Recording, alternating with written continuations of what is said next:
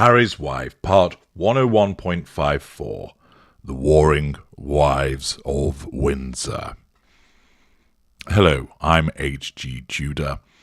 The interaction between Harry's wife and the Princess of Wales is one that everybody has noticed with regard to the interactions that have occurred, or more accurately, the lack of interaction, over the last 10 days or so, surrounding events concerning the death of Queen Elizabeth II.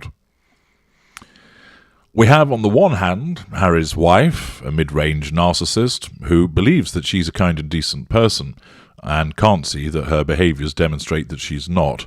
Her narcissism blinds her to that. She is governed by the maintenance of a facade of being a kind, caring, decent individual that has oodles of emotional empathy. What actually drives her behaviour, although she does not know this, is the pursuit of the prime aims.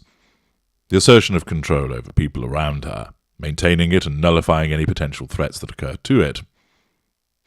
The drawing of fuel from people, to power her, to validate her.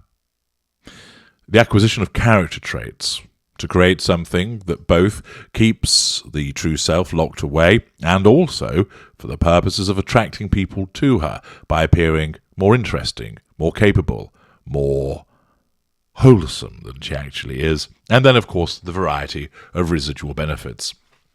Like any narcissist, that's what's driving her when she interacts or has a potential interaction with another human being, the receipt of those four aspects. Not all four are sought.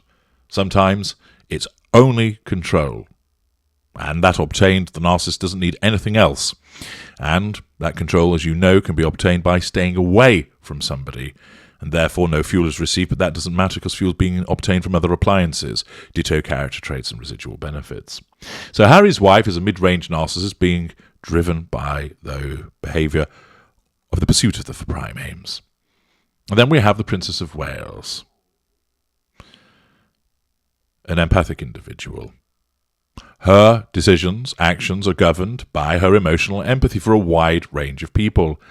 She largely doesn't have to think about this. It's an instinctive response where she acts with kindness, decency, honesty, compassion, strong moral compass, and so forth.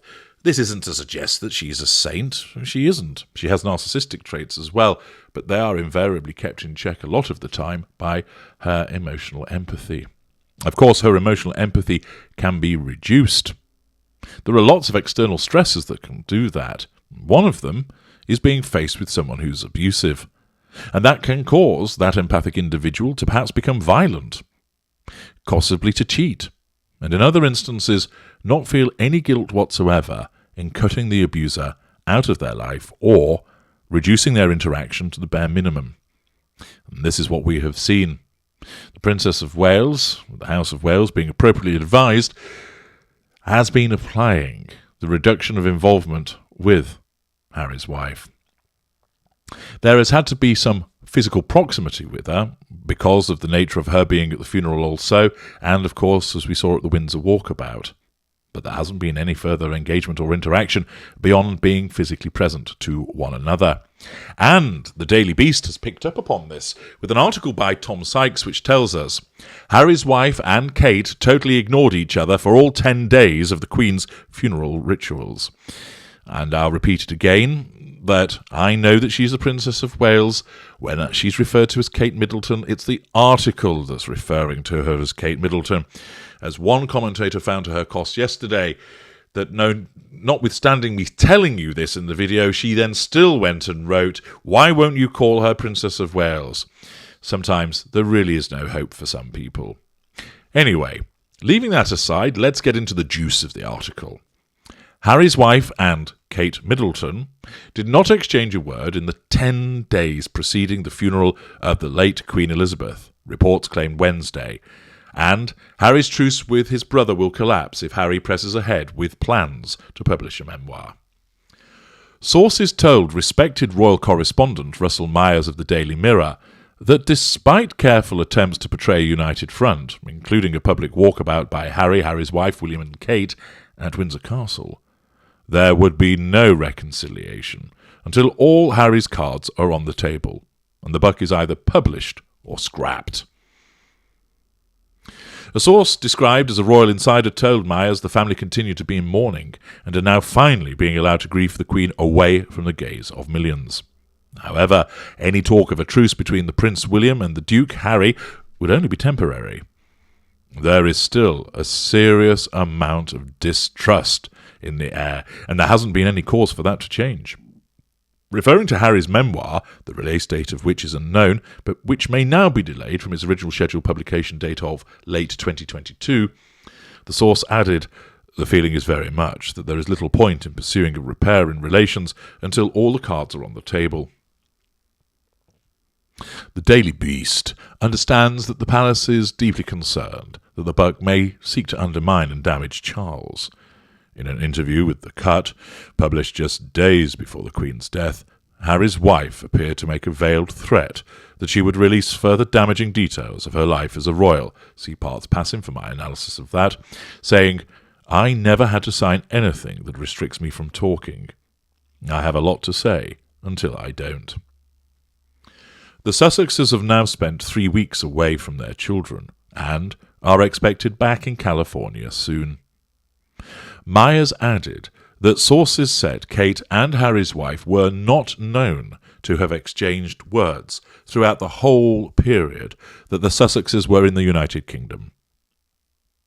Relations between the two tanked after Harry's wife accused Kate of making her cry at a bridesmaid fitting ahead of her wedding, but said that press reports subsequently twisted the incident to say it was Harry's wife who had made Kate cry, and that the palace refused to back her up.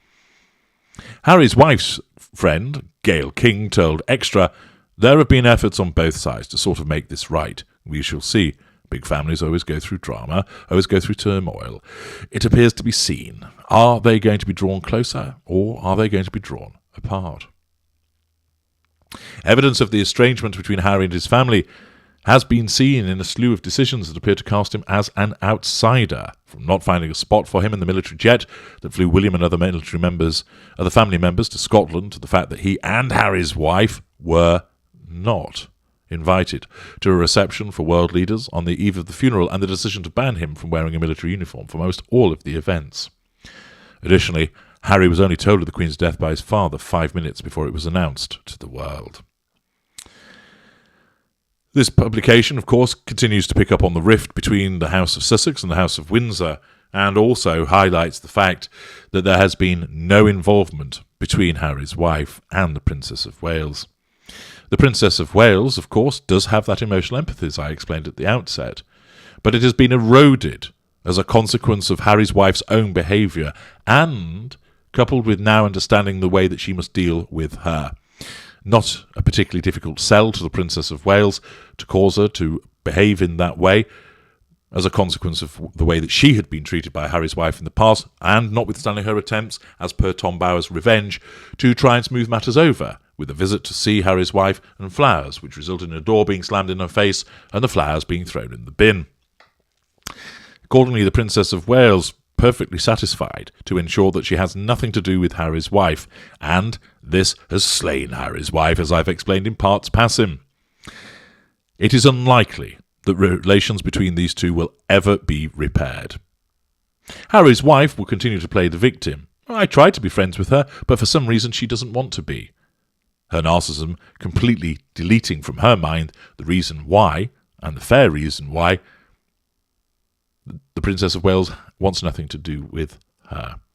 From the Princess of Wales' position, while she might be minded to be put in a position to forgive, and quite possibly her own emotional thinking could rise, trying to cause her to feel guilty for maintaining this total or near total no-contact regime with Harry's wife, it's likely that because she won't have much involvement with her, that she'll keep that emotional thinking under control, and unless she deems, as a consequence of discussions with William, that it's appropriate to do so, this distance is likely to be maintained, not something that the Princess of Wales will be now losing any sleep over whatsoever. I'm H.G. Tudor. Thank you for listening.